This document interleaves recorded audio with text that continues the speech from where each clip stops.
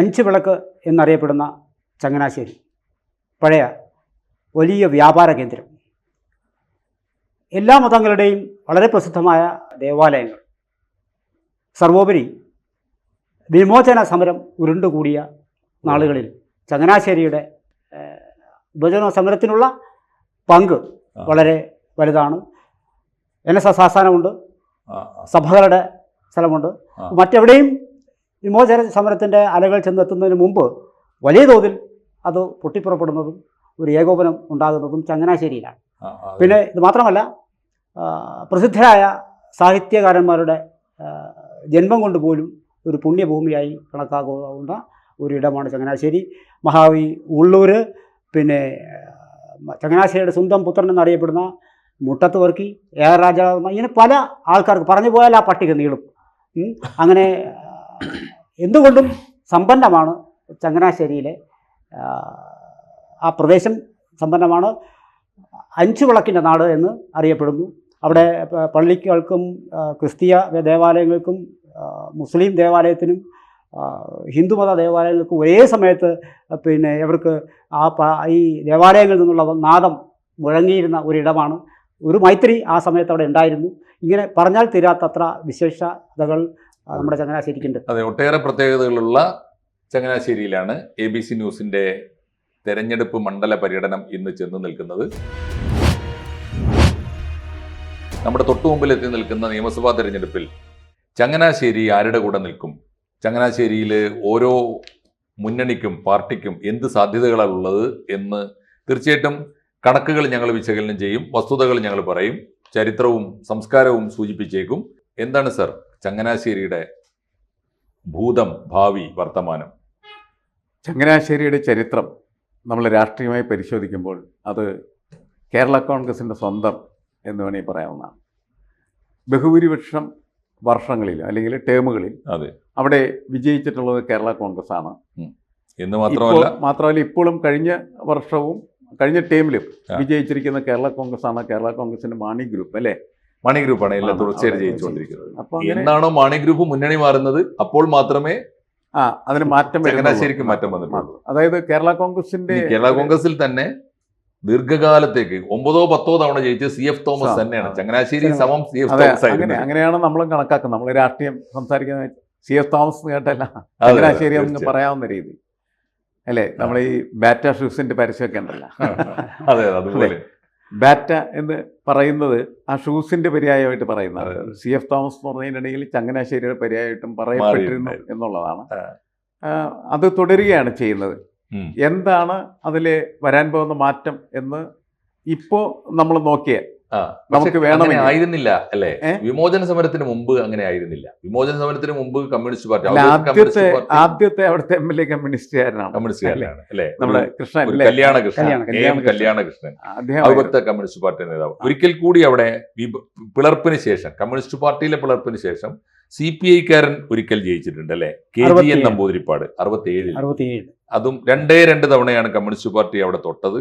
പിന്നെ ഒരിക്കൽ മാത്രം കോൺഗ്രസ് നേതാവ് ജയിച്ചിട്ടുണ്ട്, ഒരു N ഭാസ്കരൻ നായർ, ഒരു കോൺഗ്രസ് നേതാവ്. അത് ഈ പഴയ കാലത്ത് തന്നെയാണ്. 57 അടുത്തുള്ള ഘട്ടത്തിലല്ലേ? 60. അത് കഴിഞ്ഞിട്ട് പിന്നെയുള്ള ചരിത്രം കേരള കോൺഗ്രസ് എഴുതിയ ചരിത്രമാണ്, കേരള കോൺഗ്രസിനോടൊപ്പമാണ്. അതിപ്പോൾ അങ്ങനെ തന്നെയാണ് പോകുന്നത്. ഇപ്പോഴും ഈ തെരഞ്ഞെടുപ്പ്, പുതിയ നമ്മളെ നിയമസഭാ തെരഞ്ഞെടുപ്പ് വരുമ്പോൾ വേണമെങ്കിൽ മാണി കോൺഗ്രസ് അട്ടിമറിക്കപ്പെട്ടേക്കാം എന്ന നിലക്ക് ഉള്ള സൂചന തദ്ദേശ സ്വയംഭരണ സ്ഥാപനങ്ങളുടെ തെരഞ്ഞെടുപ്പിൽ നിന്ന് വന്നിട്ടുണ്ട്. എനിക്ക് തോന്നുന്നു UDF-ന് അവിടെ ഒരു 1000-ലധികം 1100 ചില്ലാനം വോട്ടിൻ്റെ ഭൂരിപക്ഷമാണ് കാണിക്കുന്നത്. എന്ന് വെച്ചാൽ അതുകൊണ്ട് ഉറപ്പൊന്നുമല്ല, പക്ഷേ ഇങ്ങനെ ബ്രിമ്മിൽ നിൽക്കുന്ന വളരെ ടൈറ്റ് ഫൈറ്റ് നേരിടുന്ന ഒരു മണ്ഡലമായിട്ട് മാറാൻ സാധ്യതയുണ്ടെന്ന് എനിക്ക് തോന്നുന്നു. ആണോ? കേരള കോൺഗ്രസ് ഇങ്ങനെ മാത്രം ജയിച്ചു വരുന്നതുകൊണ്ട് ചോദിക്കുകയാണ്, അവിടുത്തെ ഒരു സാമുദായിക സ്ഥിതി എന്താ? ക്രിസ്ത്യൻ ഭൂരിപക്ഷ മണ്ഡലമാണോ അത്? അതിന്റെ ഈ പെർസെൻറ്റേജ് എനിക്ക് കൃത്യമായിട്ട് അറിയില്ല. പക്ഷേ പൊതുവെ മിക്കവാറും എല്ലാ മതങ്ങളും ഈക്വലി ആദ്യകാലം മുതൽ അങ്ങനെയാണ്, സ്വഭാവമാണ്. ഇപ്പോൾ ഈ ഭാസ്കരൻ നായർ എന്ന് പറയുന്നത് തന്നെ പിന്നെ കുറച്ച് ഈ നായർ സമുദായത്തിൻ്റെ മറ്റത് കൊണ്ടല്ല, NDP അടുത്ത ബന്ധമുണ്ടായിരുന്ന ഒരാളും കൂടിയാണ്. പിന്നീടാണ് ആ മാറ്റം വരുന്നത്, CF തോമസിലേക്ക് വരുന്നത്. അല്ല, അതിൻ്റെ പ്രശ്നം എന്ന് വെച്ചാൽ പൊളിറ്റിക്കലി അവർ കേരള കോൺഗ്രസ് തന്നെയായിരിക്കും അവിടെ ശക്തമായിട്ട് പ്രവർത്തിക്കുന്നത്. കേരള പക്ഷേ കോൺഗ്രസിൽ ഒരു നമ്പൂരിയും 2 നായന്മാരും ജയിച്ചിട്ടുണ്ട്. ഒരു നമ്പൂരിയും 2 നായരും ജയിച്ചിട്ടുണ്ട് അതിനിടെ അവിടുന്ന് തന്നെ. അല്ലെ, അതിനിടയിൽ ഈ സുകുമാരൻ നായർ പെരുന്നയിലെ ആസ്ഥാന അല്ലേ, സുകുമാരൻ നായർ ഈയിടെ പറയുന്നത് കേട്ടു സുരേഷ് ഗോപിയോട്, താൻ തൃശ്ശൂർ വെച്ച് കളിച്ചാൽ മതി, ഈ പെരുന്ന പിടിക്കാനൊന്നും വരണ്ട എന്ന് പറഞ്ഞ. ചങ്ങനാശ്ശേരി പോലും അദ്ദേഹത്തിന്റെ പരിധിയിലൊന്നുമല്ല, അത് ഭരിക്കുന്ന കേരള കോൺഗ്രസ്സുകാരാണ്. അപ്പോൾ എന്ത് കണക്കിലാണാവോ അത് പറയുന്നത്. പക്ഷെ സമീപകാലത്ത് കേട്ടത് ഈ തദ്ദേശ സ്വയംഭരണ തെരഞ്ഞെടുപ്പിൽ BJP നല്ല മുന്നേറ്റം നടത്തിയിരിക്കുന്നു എന്നാണ്. എന്തായാലും നമുക്ക് അല്ല, അങ്ങനെയാണല്ലോ സോഷ്യൽ മീഡിയയിൽ വാർത്ത വന്നതാണ്. പെരുന്നയിൽ പോപ്പ് അറിഞ്ഞില്ലേ അല്ലേ, പെരുന്നയിൽ പോപ്പ് അറിഞ്ഞില്ലേ, അത് BJP പിടിച്ചെന്നുള്ളതായിരുന്നു. അങ്ങനെയുള്ള വാർത്ത വന്നുവെച്ചാൽ തദ്ദേശ സ്വയംഭരണ സ്ഥാപനങ്ങളിൽ ചില ഇടങ്ങളിൽ NDAക്ക് നല്ല മുന്നേറ്റം ഉണ്ടാക്കാനായിട്ട് കഴിഞ്ഞിട്ടുണ്ട്. പക്ഷെ അത് പൊതുവിൽ ആ നമ്മുടെ നിയോജക മണ്ഡലത്തെക്കുറിച്ച് പഠിക്കുമ്പോൾ ആ മുന്നേറ്റങ്ങൾക്കൊന്നും കാര്യമായ പ്രസക്തിയില്ല എന്നാണ് നമ്മൾ മനസ്സിലാക്കുന്നത്. അല്ല, അതൊക്കെ മറച്ചു പിടിക്കാനുള്ള ശ്രമത്തിന്റെ ഭാഗമായിരിക്കാം അദ്ദേഹം അങ്ങനെ പറഞ്ഞത്. ഇളകി തുടങ്ങി എന്നുള്ളതാണ്. അതെ, ആ ഒരു അർത്ഥം ഉണ്ടായിരുന്നു അല്ലേ. മാത്രമല്ല സാംസ്കാരികമായിട്ട് ഈ പറഞ്ഞ സ്ഥലം പെരുന്നയുടെ ആസ്ഥാനം, മന്നത്തിന്റെ ആസ്ഥാനം, ഈ വിമോചന സമരത്തിന്റെ ആസ്ഥാനം, അങ്ങനെയാണല്ലോ. മന്നം ശങ്കർ ബാഫക്കി തങ്ങൾ എന്ന മുദ്രാവാക്യം മുഴങ്ങിയിരുന്ന ഒരു സ്ഥലം കൂടിയാണത്. പിന്നെ ഒരു പ്രത്യേകത ഉള്ളത് ഇപ്പോൾ സാംസ്കാരികമായിട്ട് സാറ് പറഞ്ഞല്ലോ, ഇപ്പോൾ ഉള്ളൂരിന്റെ നാട് എന്ന് പറയുമ്പോൾ അതിനൊരു കൾച്ചർ ഉണ്ട്, ഉമാകേരളത്തിന്റെ ഒക്കെ ഒരു നാടുണ്ട്. അതോടൊപ്പം തന്നെ മുട്ടത്ത് വർക്കിയുടെ നാട് എന്ന് പറയുമ്പോൾ ഈ ജനപ്രിയ സാഹിത്യത്തിന്റെ, നമ്മൾ പൈങ്കിളി എന്ന് വിളിച്ച് ആക്ഷേപിച്ചിരുന്ന മലയാളിയെ വായിക്കാൻ പഠിപ്പിച്ച ഒരു എഴുത്തുകാരനാണല്ലോ മുട്ടത്ത് വർക്കി, അദ്ദേഹത്തിന്റെ ഒക്കെ. അപ്പോൾ ഇത് വളരെ അല്ലെ, ഈ പൈങ്കിളി എന്നൊക്കെ പറഞ്ഞ് നമ്മൾ ആക്ഷേപിക്കണം എന്ന് പറഞ്ഞാൽ അതൊരു പ്രത്യേക കാഴ്ചപ്പാടിന്റെ അടിസ്ഥാനത്തിൽ മാത്രമാണ്. നമുക്ക് തന്നെ പൈങ്കിളി നമ്മളെ വായിക്കാൻ പഠിപ്പിച്ചത് മുട്ടത്ത് വർക്കിയെ പോലുള്ള. മാത്രമല്ല ഈ മലയാള മനോരമയുടെ ഒരു വായന മിക്കവാറും അടുക്കളകളിലേക്ക് പോകുന്നത് ഈ പൈങ്കിളി സാഹിത്യത്തിലൂടെയാണല്ലോ ശരിക്കും. പക്ഷെ അത് ഈ അടുക്കളയിലെ സ്ത്രീകളെ വായിപ്പിക്കാനായിട്ട് പ്രേരിപ്പിച്ചു എന്നുള്ളതിന്റെ പേരിൽ അത് അങ്ങനെ മോശമായിട്ട് നമ്മൾ കണക്കാക്കേണ്ടതില്ല. ആരെങ്കിലും ഇപ്പൊ ആർക്കും വായനയില്ലാത്തൊരു കാലമാണ്. തീർച്ചയായിട്ടും. അപ്പൊ അത് കുറച്ചും കൂടി മെച്ചമായിരുന്നു. എന്തായാലും മുട്ടത്തുവർക്കി ആളുകളെ കൊണ്ട് നന്നായിട്ട് വായിപ്പിച്ചിട്ടുള്ളതാണ്. തീർച്ചയായിട്ടും സാംസ്കാരികമായിട്ട് കൂടി ഒരുപാട് മിഴിവുള്ള ഒരു മണ്ഡലമാണ് എല്ലാ അർത്ഥത്തിലും, സാമൂഹ്യമായി, സാംസ്കാരികമായി, രാഷ്ട്രീയമായി, പലതരത്തിൽ ചരിത്രം ഇങ്ങനെ വിമോചന സമരത്തിന്റെ ഒക്കെ ഒരു പശ്ചാത്തലം എന്ന് പറയുന്നത് അവിടെ നിന്ന് ഇങ്ങനെ ഉയർന്നു വന്നു എന്ന് പറയുന്നത് ചെറിയ കാര്യമല്ല. ശരിക്കും കേരളത്തെ വലിയ രീതിയിൽ മാറ്റിയൊരു സാധനമാണ്. നല്ലതോ ചീത്ത എന്നുള്ള മറ്റൊരു വിഷയം. പക്ഷേ നമുക്ക് വലിയ ചേഞ്ച് ഉണ്ടാക്കിയ ഒരു സംഭവമാണല്ലോ. അതൊക്കെ സൃഷ്ടിക്കപ്പെട്ട ഒരിടം എന്ന നിലക്കൊക്കെ അതിന് പ്രാധാന്യം കൂടുതലാണ്. തീർച്ചയായും. പക്ഷേ ഞാൻ കാണുന്നത് ആ നിയോജക മണ്ഡലത്തിന്റെ പൊതുസ്ഥിതി എന്ന് പറയുന്നത് കേരള കോൺഗ്രസ് നിയോജക മണ്ഡലം എന്ന നിലക്ക് മാറിപ്പോയല്ലോ. അതെ. അത് പക്ഷേ ജോസ് കെ മാണിയുടെ തകർച്ചയിലൂടെ ആ മണ്ഡലം ഇപ്പോ ഇടതുപക്ഷത്തിന് കിട്ടിയത് ജോസ് കെ മാണി ഇടതുപക്ഷത്ത് വന്നുകൊണ്ടാണ്.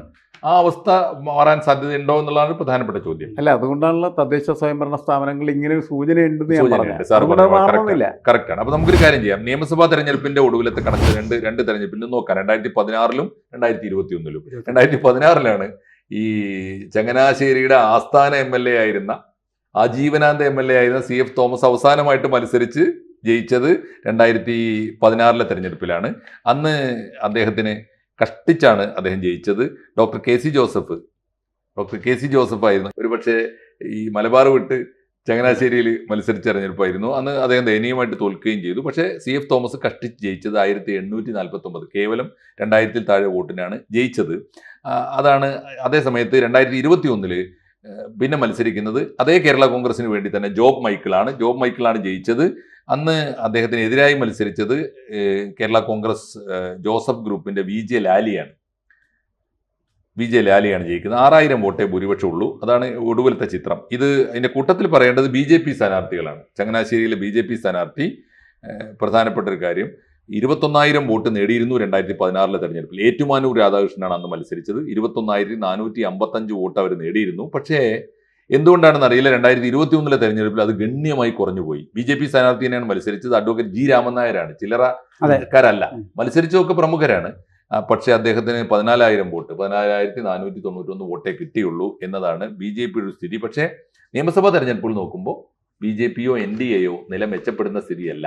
വരുന്ന BJPക്ക് ഒട്ടും തന്നെ സ്വീകാര്യതയില്ല. അതൊരു മണ്ഡലമാണ്. സുരേഷ് ഗോപിയോട് ഒന്നും കാണാതെയല്ല അദ്ദേഹം. അതെ, BJPയുടെ ഈ ഒരു നിയമസഭാ തെരഞ്ഞെടുപ്പിൽ NDAക്ക് കാര്യമായിട്ടൊന്നും അതിനകത്ത് ചെയ്യാനില്ല എന്ന് തന്നെയാണ്. യഥാർത്ഥ സുകുമാരനായരുടെ വാക്കുകൾ എന്താണ് ലോക്സഭാ തെരഞ്ഞെടുപ്പിന്റെ കണക്ക്? ലോക്സഭാ തെരഞ്ഞെടുപ്പ് ഇത് കോട്ടയം ജില്ലയിലാണ് എങ്കിലും ചങ്ങനാശ്ശേരി ഇത് മാവേലിക്കര ലോക്സഭാ മണ്ഡലത്തിൻ്റെ കീഴിലാണ് വരുന്നത്. ആണോ? ആ, മാവേലിക്കര ലോക്സഭാ മണ്ഡലത്തിൻ്റെ കീഴിലാണ് ഇത് വരുന്നത്. കോട്ടയം ജില്ലയിലാണ്. ആണ്. ആ, പക്ഷെ ആലപ്പുഴ ജില്ലയിലെ മാവേലിക്കര ബോർഡറാണ്.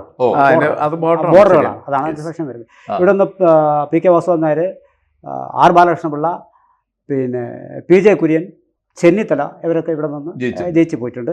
ഏറ്റവും ഒടുവിലായിട്ട് നമ്മുടെ കൊടിക്കുന്നിൽ സുരേഷാണ് 19-ലും 24-ലും വിജയിച്ചുകൊണ്ടേയിരിക്കുന്നത്. അത് ഈ മാവേലിക്കര ലോക്സഭയിൽ സംവരണമായതുകൊണ്ട് കൂടിയാണ് അല്ലേ? അതിൽ വളരെ നല്ല, പലപ്പോഴും നമ്മൾ ആ മണ്ഡലത്തിൽ കൂടി സഞ്ചരിക്കുമ്പോൾ അത്രമേൽ അടുപ്പം ഓരോ വ്യക്തികളുമായി ഇദ്ദേഹം കാത്തു സൂക്ഷിക്കുന്ന എതിർ പാർട്ടികളും പറയുന്നുണ്ട് കുടിക്കുന്നിൽ. അപ്പോൾ അതിനകത്ത് ചില വിഷയങ്ങളെ കൊണ്ട് പോട്ടെ. എങ്കിൽ പോലും നമുക്ക് ചങ്ങനാശ്ശേരിയിൽ നമുക്ക് പഴയ കണക്ക് നോക്കിയാൽ 2019 അദ്ദേഹത്തിന് UDF ലഭിക്കുന്ന 53.2%. അപ്പോൾ 64,368 വോട്ടാണ് ഈ ചങ്ങനാശ്ശേരി മണ്ഡലത്തിൽ. ചങ്ങനാശ്ശേരി മണ്ഡലത്തിൽ 64,368, 53.2%. LDF വരുമ്പോൾ 40,958 വോട്ടുകൾ, 33.8%. വലിയ വ്യത്യാസമുണ്ട്. NDAക്ക് 11.5%, 13,884 വോട്ടുകളാണ്. ഒട്ടും രക്ഷയില്ല. അവർ നേരത്തെ കിട്ടിയാലും കുറഞ്ഞു അല്ലേ? 14,000 ഉള്ളത് 13,000 കുറഞ്ഞു. പിന്നെ 2024 വരുമ്പോൾ UDF പണ്ടുണ്ടായിരുന്ന 53.2 എന്നുള്ളത് 49.7 മാറുന്നു. 64,368 നിന്ന് 54,843 വോട്ടുകൾ കുറയുന്നു. അതേസമയത്ത് LDF 33.8 ലേശം ഒന്ന് വർദ്ധിച്ച് 34.8 മാറുന്നു. 38,393 വോട്ടുകളാണ്. NDAക്ക് 11.5 ഉണ്ടായിരുന്നത് 24 വരുമ്പോൾ 12.9, ലേശം ഒരു നേരിയ വർധനവ് കാണുന്നുണ്ട്. 13,884 എന്നുള്ളത് 14,276 വോട്ടുകളായി വർദ്ധിക്കുന്നു. വലിയ 2021 നിയമസഭാ തെരഞ്ഞെടുപ്പിൽ NDAക്ക് കിട്ടിയ BJP കിട്ടിയ അതേ വോട്ട് ഏതാണ്ട് അവർക്ക് ഈ കഴിഞ്ഞ പാർലമെന്റിലും കിട്ടി. അവിടെ ഒരു വലിയ പ്രതീക്ഷ NDA വെച്ച് പുലർത്തേണ്ട കാര്യമില്ല. എന്താണ് തദ്ദേശ സ്വയംഭരണ സ്ഥാപനങ്ങളിലെ തെരഞ്ഞെടുപ്പിന്റെ സ്ഥിതി? ഏറ്റവും കൂടുതൽ ലോക്കൽ ബോഡി ഇലക്ഷൻസിൽ ചങ്ങനാശ്ശേരിയിൽ UDF 46,910 വോട്ടുകൾ, 45,720 LDF. വലിയ വ്യത്യാസം അവിടെ ഇല്ല. 19,094 NDAക്കുള്ളത്. NDAക്ക് നേരിയ വർധനയുണ്ട്, 5,000 വോട്ടിന് കൂടുതലുണ്ടായി. കുറച്ച് വോട്ട് കൂടിയെന്നുള്ളത് ആണ് അതിന്റെ ഒരു സവിശേഷത. അത്രയും വോട്ട് ഇവർക്ക് കുറയുകയും ചെയ്തു. ആർക്ക്? ഇടതുപക്ഷത്തിന് കുറയുകയും ചെയ്തു. അത് പൊതുവെ ലോക്സഭ ഈ തദ്ദേശ സ്വയംഭരണത്തിൽ കണ്ടൊരു ട്രെൻഡാണ്. നമുക്ക് ചങ്ങനാശ്ശേരിക്കാരെ പ്രവചിക്കാൻ സഹായിക്കാൻ വല്ലതും പറയാനുണ്ടോ? അല്ല, നമ്മൾ അല്ലെങ്കിലും പ്രവചിക്കുന്നില്ല. എന്തായാലും പൊതുവെ ഇതൊക്കെ തുടരാനുള്ള സാധ്യതകൾ തന്നെയാണ് കാണുന്നത് അല്ലേ? വ്യത്യാസം തോന്നണല്ലോ. എന്ത് പറയണം സാറിന്? എന്താ തോന്നണം? എനിക്ക് തോന്നുന്നത് ഈ ജോസ് കെ മാണിയുടെ ഒരു നേതൃദാരിദ്ര്യം ഉണ്ടല്ലോ, അത് കേരള കോൺഗ്രസ് മാണി ഏത് മുന്നണിയിൽ നിന്നിട്ടും പച്ച പിടിക്കുന്നില്ല. അതിന്റെ തകർച്ച നേരിട്ടാൽ ചങ്ങനാശ്ശേരിയും ഇടതുപക്ഷത്തിന് നഷ്ടപ്പെടാനുള്ള സാധ്യത. കാരണം ആ സീറ്റ് മാറ്റി കൊടുത്തില്ലെങ്കിൽ ജോസ് കെ മാണിയിൽ നിന്ന് ചില സീറ്റുകളൊക്കെ CPM പിടിച്ചെടുക്കുന്നു എന്ന് കേൾക്കുന്നുണ്ട്. ചിലതൊക്കെ അവർ മാറി ചോദിക്കുന്നു എന്ന് പറയുന്നുണ്ട്. പക്ഷേ അവർ ഗ്രൂപ്പ് ഈ മുന്നണി മാറാനുള്ള ചാഞ്ചാട്ടത്തിനിടയിൽ ഇല്ല, ഞങ്ങൾ മാറുകയില്ല എന്നൊക്കെ ഉറപ്പ് കൊടുത്തു എന്നും പറയുന്നുണ്ട്. എന്തായാലും എന്ത് സംഭവിക്കും നമുക്ക് പറയാൻ വയ്യ. അത് മാത്രമാണ് ഒരു സാധ്യത, ഒരേ ഒരു സാധ്യത. ബാക്കി നിലനിൽക്കുന്ന ട്രെൻഡിലൊന്നും വലിയ മാറ്റം വരുമെന്ന് തോന്നുന്നില്ല. സമുദായ തമ്പുരാക്കന്മാർക്ക് ഈ വോട്ടർമാരിൽ സ്വാധീനമുണ്ടോ എന്നുകൂടി പറയേണ്ടത് ഇനി ഞങ്ങളല്ല. നമുക്കത് അങ്ങനെ ഉറപ്പിക്കാനായിട്ട് പറ്റുമെന്ന് എനിക്ക് തോന്നുന്നില്ല. ഇല്ല അല്ലേ? അല്ല, ഇനിയും തെരഞ്ഞെടുപ്പിന് ഒരുപാട് ചിത്രങ്ങൾ മാറാം അല്ലേ?